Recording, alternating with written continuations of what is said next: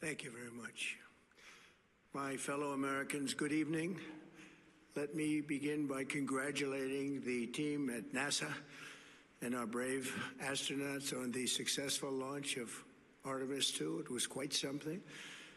It will be traveling further than any manned rocket has ever flown and will very substantially pass the moon, go around it, and come back home from a distance that has never been done before. It's amazing. They are on the way, and God bless them. These are brave people. We want to God bless those four unbelievable astronauts. As we speak this evening, it's been just 1 month since the United States military began Operation Epic Fury, targeting the world's #1 state sponsor of terror, Iran. In these past 4 weeks, our armed forces have delivered swift, decisive, overwhelming victories on the battlefield. Victories like few people have ever seen before. Tonight, Iran's Navy is gone. Their Air Force is in ruins. Their leaders, most of them terrorist regime they led, are now dead. Their command and control of the Islamic Revolutionary Guard Corps is being decimated as we speak. Their ability to launch missiles and drones is dramatically curtailed, and their weapons, factories, and rocket launchers are being blown to pieces. Very few of them left. Never in the history of warfare has an enemy suffered such clear and devastating large-scale losses in a matter of weeks. Our enemies are losing, and America, as it has been for 5 years under my presidency, is winning, and now winning bigger than ever before. Before discussing this current situation, I also want to thank our troops for the masterful job they did in taking the country of Venezuela in a matter of minutes. That hit was quick, lethal, violent, and respected by everyone all over the world. After rebuilding our military during my first term, we have by far the strongest military anywhere in the world. And now we're working along with Venezuela and are in a true sense joint venture partners. We're getting along incredibly well in the production and sale of massive amounts of oil and gas, the second largest reserves on earth after the United States of America. We're now totally independent of the Middle East, and yet we are there to help. We don't have to be there. We don't need their oil. We don't need anything they have, but we're there to help our allies. Tonight, I want to provide an update on the tremendous progress our warriors have made in Iran and discuss why Operation Epic Fury is necessary for the safety of America and the security of the free world. From the very first day I announced my campaign for president in 2015, I have vowed that I would never allow Iran to have a nuclear weapon. This fanatical regime has been chanting death to America, death to Israel for 47 years. Their proxies were behind the murder of 241 Americans in the Marine barracks bombing in Beirut, the slaughter of hundreds of our service members with roadside bombs. They were involved in the attack on the USS Cole, and they carried out the countless other heinous acts, including the just horrible, bloody atrocities of October 7th in Israel, something that most people have never seen anything like it. This murderous regime also recently killed 45,000 of their own people who were protesting in Iran. 45,000 dead. For these terrorists to have nuclear weapons would be an intolerable threat. The most violent and thuggish regime on earth would be free to carry out their campaigns of terror, coercion, conquest, and mass murder from behind a nuclear shield. I will never let that happen, and neither should any of our past presidents. This situation has been going on for 47 years and should have been handled long before I arrived in office. I did many things during my 2 terms in office to stop the quest for nuclear weapons by Iran. First, And perhaps most importantly, I killed General Qasem Soleimani in my first term. He was an evil genius, brilliant person, a horrible human being, however, the father of the roadside bomb. And he lived just horrible, what he did. Iran would have been perhaps in far better, stronger position. Had he lived, we would have had probably a different conversation tonight. But you know what? We'd still be winning and winning big. And then, very importantly, I terminated Barack Hussein Obama's Iran nuclear deal, a disaster. Obama gave them $1.7 billion in cash, green cash, took it out of banks from Virginia, D.C., and Maryland, all the cash they had. He flew it by airplanes in an attempt to buy their respect and loyalty, but it didn't work. They laughed at our president and went on with their mission to have a nuclear bomb. His Iran deal would have led to a colossal arsenal of massive nuclear weapons for Iran, and they would have had them years ago, and they would have used them. It would have been a different world. There would have been no Middle East and no Israel right now, in my opinion, the opinion of a lot of great experts, had I not terminated that terrible deal. And I was so honored to do it. I was so proud to do it. It was so bad right from the beginning. Essentially, I did what no other president was willing to do. They made mistakes, and I am correcting them. My first preference was always the path of diplomacy, yet the regime continued their relentless quest for nuclear weapons and rejected every attempt at an agreement. For this reason, in June, I ordered a strike on Iran's key nuclear facilities, an Operation Midnight Hammer. Nobody's ever seen anything like it. Those beautiful B-2 bombers performed magnificently. We totally obliterated those nuclear sites. The regime then sought to rebuild their nuclear program at a totally different location, making clear they had no intention of abandoning their pursuit of nuclear weapons. They were also rapidly building a vast stockpile of conventional ballistic missiles and would soon have had missiles that could reach the American homeland, Europe, and virtually any other place on Earth. Iran's strategy was so obvious. They wanted to produce as many missiles as possible, and they did, with the longest range possible. And they had some weapons that nobody believed they had. We just learned that out. We took them out. We took them all out so that no one would really dare stop them. And their race for a nuclear bomb, a nuclear weapon like nobody's ever seen before. They were right at the doorstep. For years, everyone has said that Iran cannot have nuclear weapons. But in the end, those are just words if you're not willing to take action when the time comes. As I stated in my announcement of Operation Epic Fury, our objectives are very simple and clear. We are systematically dismantling the regime's ability to threaten America or project power outside of their borders. That means eliminating Iran's Navy, which is now absolutely destroyed, hurting their Air Force and their missile program at levels never seen before, and annihilating their defense industrial base. We've done all of it. Their Navy is gone. Their Air Force is gone. Their missiles are just about used up or beaten. Taken together, these actions will cripple Iran military, crush their ability to support terrorist proxies, and deny them the ability to build a nuclear bomb. Our armed forces have been extraordinary. There's never been anything like it militarily. Everyone is talking about it, and tonight I'm pleased to say that these core strategic objectives are nearing completion.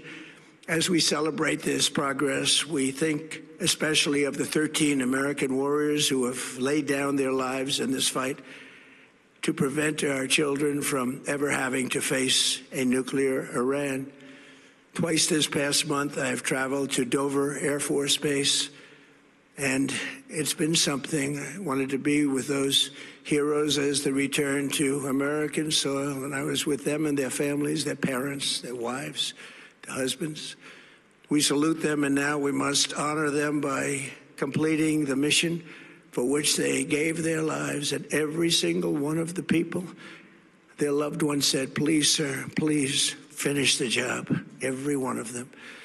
And we are going to finish the job, and we're going to finish it very fast. We're getting very close. I want to thank our allies in the Middle East, Israel, Saudi Arabia, Qatar, the UAE, Kuwait, and Bahrain. They've been great, and we will not let them get hurt or fail in any way, shape, or form. Many Americans have been concerned to see the recent rise in gasoline prices here at home.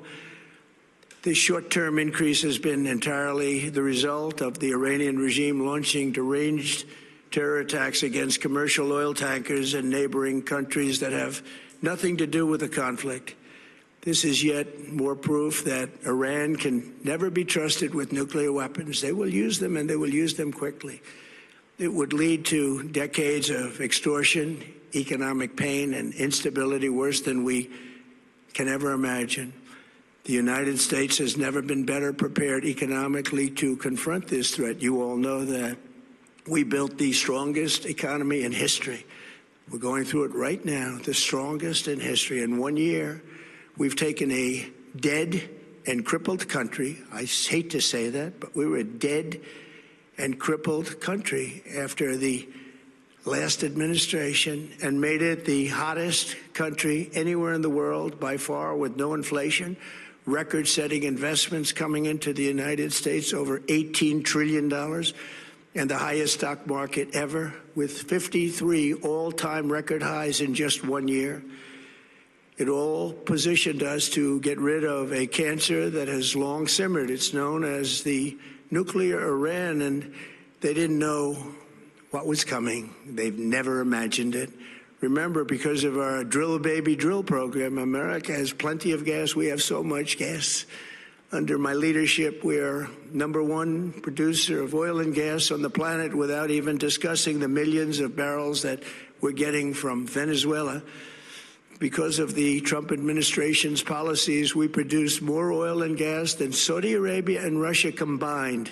Think of that, Saudi Arabia and Russia combined. And that number will soon be substantially higher than that.